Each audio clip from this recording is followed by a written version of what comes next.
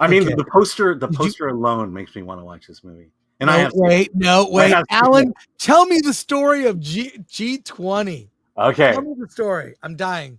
so let's pretend that Kamala Harris won, and and we have our first black president.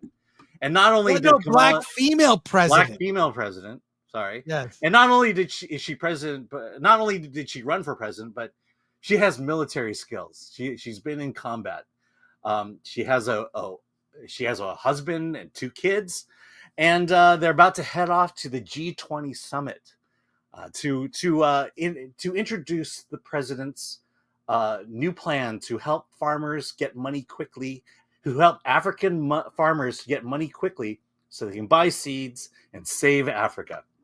And so during the G20 meeting, a bunch of terrorists come in and capture all the G20 world leaders in the room, except, of course, not the president. Just like Air Force One, the president is able to escape thanks to her military skills and her top Secret Service agent guardian. And so, can the president save the rest of the leaders? Also, her family is in there, and if the terrorists can't find the president, let's go after the family. And of course, the villain of this movie is Homelander, played by Anthony Starr, Yeah. who is very much a super villain in this movie. Can the president overcome odds, save the day, not only save the nation but save the world? That's G20. Well, dude, this movie is laughable from the beginning. And you find out later in the film that she kind of became president because of this famous photograph that was on the cover of Time or Newsweek, where she's carrying a child in a military gear. And she admits later that was kind of like, I wasn't really a badass. I just picked up this kid and walked away. It's, dude, this movie is so laughable. You forgot to mention her precocious daughter. Oh, we'll get into that. Oh my God. The annoying, precocious daughter, Serena Sutton, played by Marseille Martin. Oh, and then Anthony Anderson as her husband. Yeah. The sort of like, oh, it's just everything about this movie is so laughable, from her in the high heels, and she immediately switches to flats. She has these tennis shoes, and she's in this badass red dress. How many movies have been in production or been made with a black female president that are going to come out where they'll feel so dated because that's not what happened? Like The Woman King, maybe? Well, no, and to be fair, I'll tell you one thing about this movie. Viola Davis, I think, is a very good actress who has gravitas. She is believable as that character. It's just a dumb movie. Yeah, it's like casting Daniel Day-Lewis to be in this movie. It's just, I like Viola Davis. She is great as Amanda Waller. She has gravitas. Mm-hmm. You know, as a character, as an actress, you know, much better than Julia Louis-Dreyfus in The Thunderbolts, who is weightless and laughable. Viola Davis, like... Yeah, it's funny you mention because Julia Louis-Dreyfus is the counterpart to Amanda Waller. Well, I'll say this. You know, Viola Davis is a badass actress. Mm-hmm. Action star? No. Not a believable action star. And it's kind of just, then she has the her head of the Secret Service that protects her, the guy who's like super loyal to her. Yeah. Played by Ramon Rodriguez as Agent Manny Ruiz. I don't know, where's she Paul? Pronounces it Ruiz. Okay, Ruiz. Anyways, just all of this is cringe, the action movie. It is so cringe and laughable. And the whole G20 thing is also about, you know, it's about crashing different monetary, you know, different like it's crashing the dollar in favor of crypto. That's what it's about. I need to address that. This is one of those movies where the villain states his true motive and his true purpose, And he states it, and I'm like, I 100% agree with the villain. The idea is that, in order to get money to farmers, what we're going to do is we're going to convert the world's currencies to digital currency. So that's the fast way to get money to the farmer.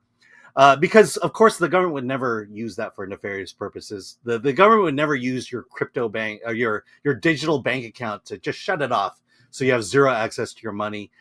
That's what the villain is saying, is that the government, if they go digital to digital currency, the government now has access to your funds to where they could just take it away willy-nilly. And no government, including Canada, would ever do that. Never did. Would never shut down someone's What's weird is this is another movie I've seen where, like, the villains, I'm like, I kind of agree with the villains. Like, I know. and then it's like the best thing about crypto is the fact that the government cannot control it. And I'm like, yeah, that's right. That's probably one of the best things about cryptocurrency. It is. Cryptocurrency is, quite frankly, I'll just say it, it's a Ponzi scheme. But at the same time, it's government hands off, which is why I think the government wants so much to get into crypto. But that's politics, and we're not here for politics. No politics. But I'll tell you this: this is just. And by the way, I don't think this movie is overtly woke. It's just bad. No, it's overtly woke. It's overtly woke. Well, there is this one line that, oh my God, it's so awful. Her daughter, these special forces, black special forces come in. Her daughter's there and says, "Oh, what are you from, Wakanda?" That's a line in the movie. Okay, let me just address the daughter, and we just acknowledging our guest is here, but the daughter falls into the trope that we've seen in many movies recently. It's about the black teen girl STEM genius. Because she's able to hack into the government security systems and save the day. And I'm like, okay, we've seen this. The other comment I want to make is when people, for a lot of movies we've been reviewing in the past, people have been saying, oh, the story was written by AI.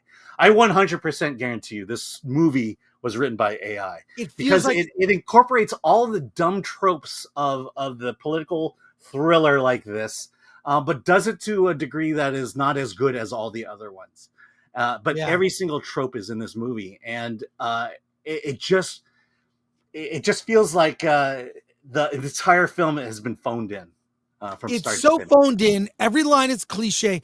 I'm sitting there watching the movie. I know what they're going to say before they say it. It's a cliche moment with a cliche line. It's so lazily written. It's cringe.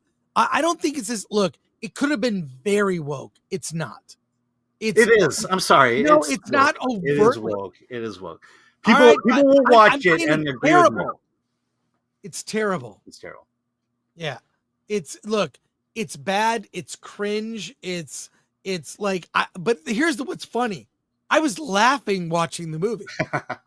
This movie just, you know what? This movie made me laugh. It's bad in every way it can be bad. And it's on Amazon Prime Video.